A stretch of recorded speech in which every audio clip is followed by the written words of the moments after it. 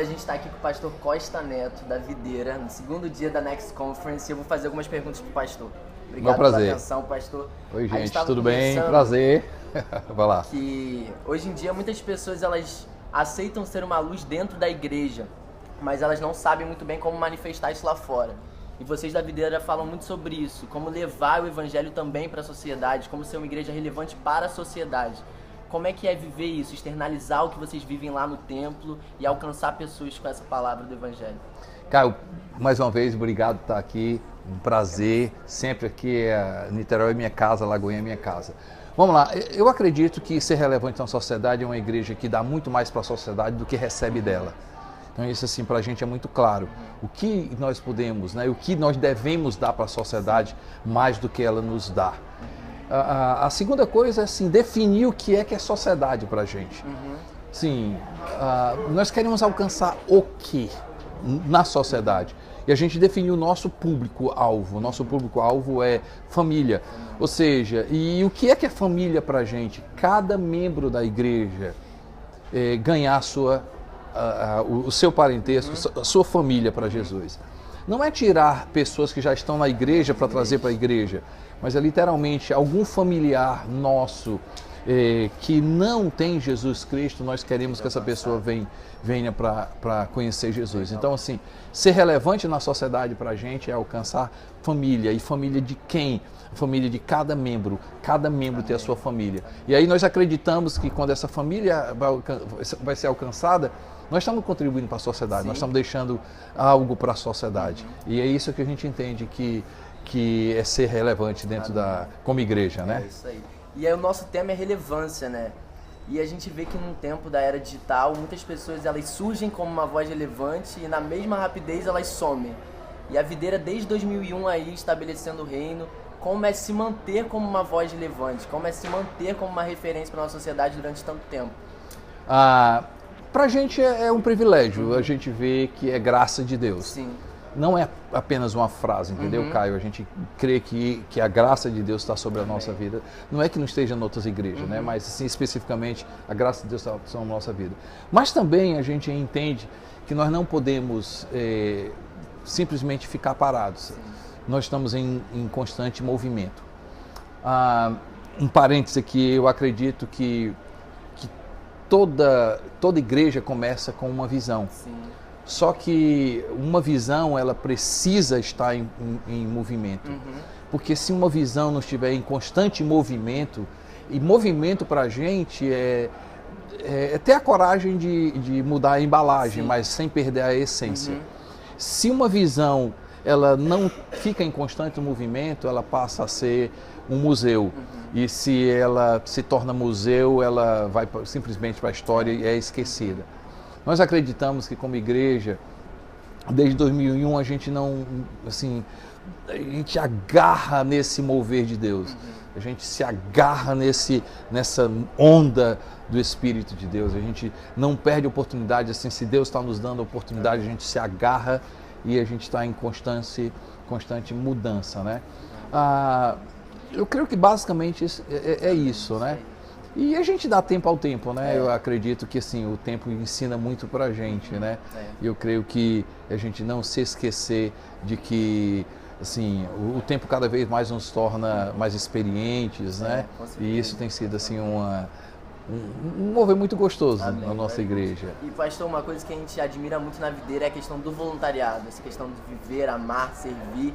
E eu acho que uma chave realmente para que as pessoas queiram fazer parte disso, elas se sentirem amadas, se sentirem cuidadas.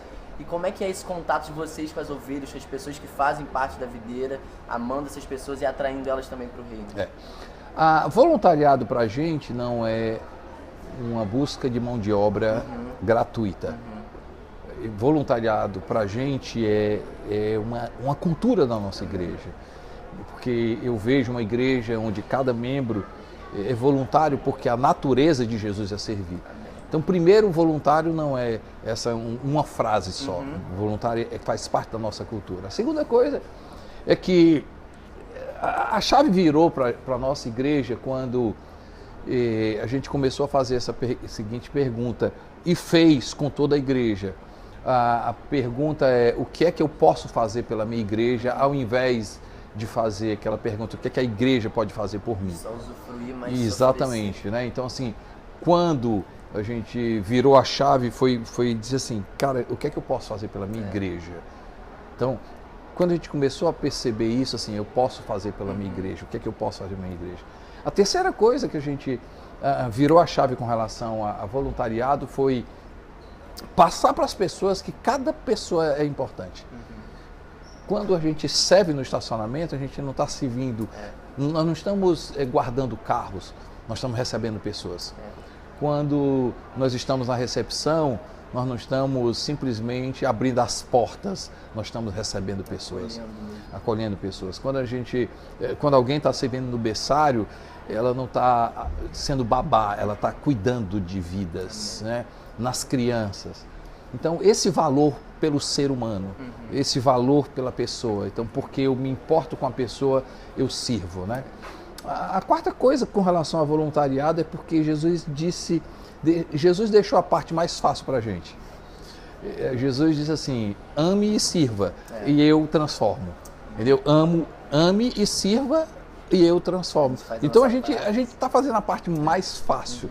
Transformar, é Jesus que transforma, né? O poder, Ele que tem esse poder. Então eu acredito que isso mudou dentro da nossa igreja, né? E eu fico muito feliz por ver igrejas como a Lagoinha e outras igrejas entendendo, assim, percebendo e entendendo não atrás simplesmente do assim, como é que vocês têm voluntário? Como é que vocês fazem? Não é o como, é por quê. Assim, e aí quando a gente começar a dar os porquês, por que vidas são importantes, por que servir é mais fácil, por que transformar pertence a Deus, por que servir é a natureza de Jesus.